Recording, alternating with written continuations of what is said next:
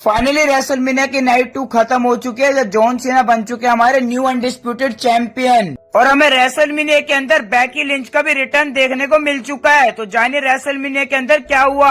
तो सबसे पहले हमें मैच देखने को मिलता है इयो स्काई, बियांका ब्लेयर और रिया रिप्ली का, जिसमें इयो स्काई सबसे पहले एंट्री करती है, फिर बियांका ब्लेयर हमारी एंट्री करती है बिल्कुल सिंपल तरीके से, फिर हमारी रिया रिप्ली भी बिल्कुल सिंपल तरीके से एंट्रेंस करती है। फिर ये मैच चालू हो जाता है। मैच जैसे चालू होता है इयो स्काई को फिर से वैल्यू नहीं दिया जा रहा था बिल्कुल भी इस मैच के अंदर। रिया रिप्ली और बियांका ब्लेयर खाली आपस में फाइट करने में लगे हुए थे। फिर एक ऐसा मूवमेंट आता है जहाँ इयो स्काई बियांका ब्लेयर की चोटी खींचने लग जाती है। फिर इयो स्काई ऊपर से दोनों के ऊपर कूद जाती है एक साथ में। फिर रिया रिप्ली और बियांका ब्लेयर दोनों मिलके इयो स्काई को मारने लग जाते हैं और उनको साइड करने लग जाते हैं। पर वहाँ पर भाई साहब हमारी बियांका ब्लेयर और रिया रिप्ली दोनों एक दूसरे की चोटी पकड़ के गिर जाते हैं। फिर हमें इयो स्काई की वापसी देखने को मिलती है पर बियांका ब्लेयर उन्होंने साइड कर देती है। फिर रिया रिप्ली वहाँ पर कुछ अटैक करके पिन करती है पर रेफरी खाली 2 ही बताता है काउंट।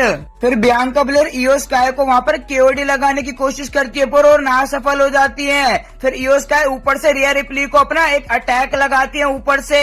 बियांका ब्लेयर रिया रिप्ली के ऊपर चोटी से भी अटैक करती हैं। पर एंड मूवमेंट में भाई किसी न किसी तरीके से इयो स्काई इस मैच में चैंपियनशिप को अपनी रिटेन कर लेती है। इसके बाद हमें मैच देखने को मिलता है ड्रू मैकिंटायर का और डेमियन प्रीस्ट का, जिसमें ड्रू मैकिंटायर एंट्रेंस करते हैं फिर हमारे डेमियन प्रीस्ट एंट्रेंस करते हैं। ये एक भाई स्ट्रीट फाइट मैच था, इसके अंदर कोई भी डिस्क्वालिफिकेशन हो सकती थी, मतलब एक नो डिस्क्वालिफिकेशन मैच था। इस मैच के अंदर ड्रू मैकिंटायर कभी स्टील स्टेप से मार रहे होते हैं डेमियन प्रीस्ट को, कभी ऊपर से कूद रहे होते हैं ड्रू मैकिंटायर डेमियन प्रीस्ट के ऊपर, कभी भाई सब चेयर से अटैक कर रहे होते हैं डेमियन प्रीस्ट के ऊपर। भाई ड्रू मैकिंटायर फुल डोमिनेशन में थे डेमियन प्रीस्ट के ऊपर। ड्रू मैकिंटायर डेमियन प्रीस्ट के सर में स्टील चेयर फंसा देते हैं पर डेमियन प्रीस्ट फिर भी भाई स्टील चेयर फंसा हुआ था फिर भी वो चोक स्लैम मार देते हैं हमारे ड्रू मैकिंटायर को। तो यहाँ पे ड्रू मैकिंटायर का एक स्पेयर टाइप में अटैक देखने को मिलता है डेमियन प्रीस्ट के ऊपर। फिर भाई जैसे ड्रू मैकिंटायर टेबल सजाते पर डेमियन प्रीस्ट उन्हीं के ऊपर अटैक कर देते हैं टेबल से। फिर बाहर एक टेबल सजी होती है, ड्रू मैकिंटायर डेमियन प्रीस्ट को उस टेबल पे फेंक देते हैं और यही मैच की एंडिंग हो जाती है और ड्रू मैकिंटायर इस मैच को जीत जाते हैं हमारे। इसके बाद हमें फैटल 4 में मैच देखने को मिलता है जहां पेंटा सबसे पहले एंट्री करते हैं, फिर हमारे डर्टी डोमिनिक मिस्टीरियो एंट्री करते हैं। ये एक इंटरकॉन्टिनेंटल चैंपियनशिप मैच था। फिर हमारे यहाँ पर फिन बैलर एंट्री करते हैं, डोम कर चुके थे पेंटा भी, फिर फिन बैलर आते हैं। फिर हमारे intercontinental champion Bron Breakker entry करते हैं इस मैच के अंदर। फिन बैलर और डोमिनिक मिस्टीरियो एक साथ होकर काम करना चाह रहे थे इस मैच के अंदर और ब्रॉन बेकर और पेंटा एक दूसरे से फाइट कर रहे थे। फिर डोमिनिक मिस्टीरियो और हमारे फिन बैलर अटैक कर देते हैं, फिर पेंटा ऊपर से कूद जाते फिन बैलर और डोम के ऊपर। फिर हमें ब्रॉन ब्रेकर की तरफ से एक तगड़ा स्पेयर देखने को मिलता है डोम के ऊपर। फिर हमारे भाई फिन बैलर का भी तगड़ा अटैक देखने को मिलता है ब्रॉन ब्रेकर के ऊपर। ब्रॉन ब्रेकर भाई एक साथ डोमिनिक मिस्टीरियो और फिन बैलर को सुप्लेक्स मार देते हैं, तगड़ा मूवमेंट था। फिर डोमिनिक मिस्टीरियो फिन बैलर को अपना 619 भी मारते हैं। इतने में वहां पर कार्लिटो आ जाता है पर ब्रॉन बेकर उन्हें भी स्पेयर मार के वहां से साइड कर देते हैं। आप ये वाला स्पेयर देख सकते हो भाई कितना तगड़ा था, कार्लिटो की चीख निकल गई थी यहाँ पे। फिर ब्रॉन बेकर अंदर पेंटा को एक बहुत तगड़ा स्पेयर हिट करते हैं वहाँ पर। फिर वहाँ पर डोमिनिक मिस्टीरियो ब्रॉन बेकर को 619 मार देते हैं। इसके बाद फिन बैलर डोमिनिक मिस्टीरियो को साइड करते हैं और अपना फिनिशर मार देते हैं कूने ग्रास।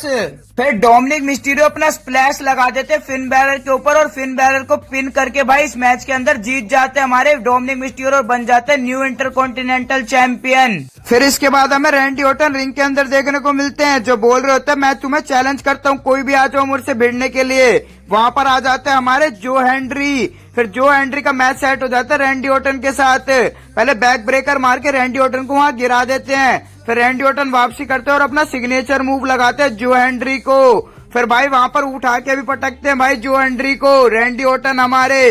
फिर एंड मूवमेंट में भाई आर के मारते हैं हमारे रैंडी ऑर्टन जो हेनरी को और जो हेनरी हमारे किक आउट नहीं कर पाते और यही मैच का अंत था। यहीं पर ही 1 2 3 होता है और इस मैच के अंदर जीत जाते हैं हमारे वाइपर किलर रैंडी ऑर्टन।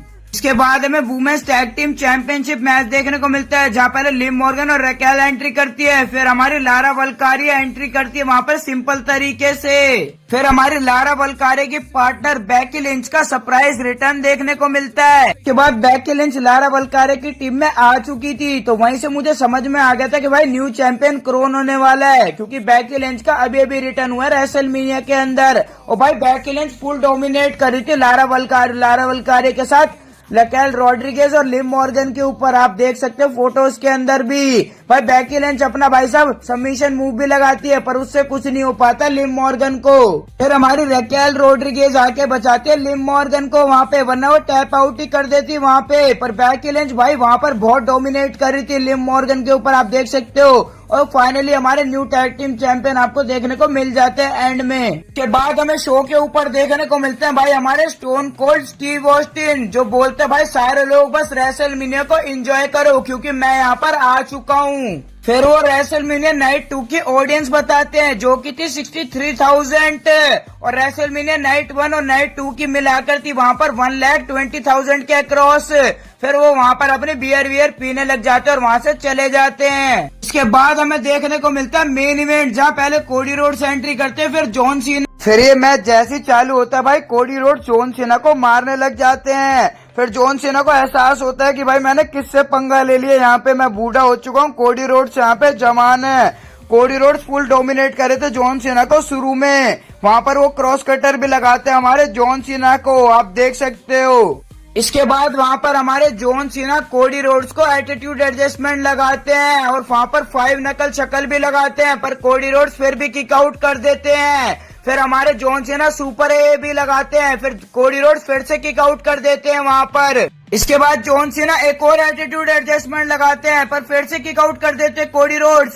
फिर हमारे एचसीएफ भी लगाते हैं जॉन सीना, पर वहाँ से भी बच निकलते कोडी रोड्स। कोडी रोड जॉन सीना को धक्का दे देते हैं वहाँ पर और रेफरी वहाँ पर चित हो जाता है। फिर कोडी रोड जॉन सीना को वहाँ पे क्रॉस रोड्स लगाते हैं, पर रेफरी होता ही नहीं है पिन करने के लिए। फिर जॉन सीना वहाँ पर एटीट्यूड एडजस्टमेंट लगाते हैं कोडी रोड्स को। फिर वहाँ पर एंड मूवमेंट में भाई वहाँ पे भी कुछ नहीं होता रेफरी, फिर कोडी रोड्स फिर से किक आउट कर देते हैं। फिर हमें वहाँ पर ट्रेविस स्कॉट का भी रिटर्न देखने को मिलता है, पर जैसे कोडी रोड्स के हाथ में चैंपियनशिप आ जाती है भाई जॉन सीना वहाँ पर कोडी रोड्स के सामने गिड़गिड़ाने लग जाते हैं। पर पता है आपको जॉन सीना एक हील कैरेक्टर है, तो वहाँ पर कोडी रोड्स को लो ब्लो मार देते हैं। फिर जॉन सीना कोडी रोड्स को टाइटल शॉट भी मारते हैं और वहाँ पर भाई कोडी रोड्स उठ नहीं पाते और 1 2 3 तो जॉन सीना बन चुके हमारे 17 अनडिस्प्यूटेड चैंपियन। तो जॉन सीना फाइनली जीत चुके हैं। तो आपको रेसलमेनिया नाइट 2 कैसा लगा मुझे कमेंट में बताना।